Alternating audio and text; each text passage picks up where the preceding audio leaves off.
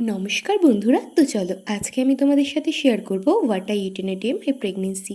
তো আজকে সকালে আমি খেয়েছিলাম কিছু ভিজিয়ে রাখা ড্রাই ফ্রুট, আর তারপর মা আমাকে করে দিয়েছিল 3টে দেশি মুরগির ডিম সিদ্ধ, যেখান থেকে আমি 2টো খেয়েছিলাম। আর তারপর খেয়েছিলাম একটু ফল, আর আজকে ফলের মধ্যে খেয়েছিলাম শসা আর মুসম্বি লেবু। আর আমার না আজকে অনেক আচার খেতে ইচ্ছে হচ্ছিল, তাই একটু কুলের আচার খেলাম। আজকে না আমাদের দুপুরের মেনুতে ছিল ভাত, কচুরলতি ভাজা, কলার মোচা, যেটা আমার অনেক পছন্দের ছিল, আর ছিল আলু দিয়ে মাছের ঝোল। তারপর বিকালে খেয়েছিলাম আমাদের গাছের 2টো পাকা কলা আর একটু নিমকি ভাজা। এই নিমকিটা না আমার খেতে অনেক ভালো লাগে। আর সন্ধ্যাবেলাতে খেয়েছিলাম 1 কাপ মাদার সলদিক্স।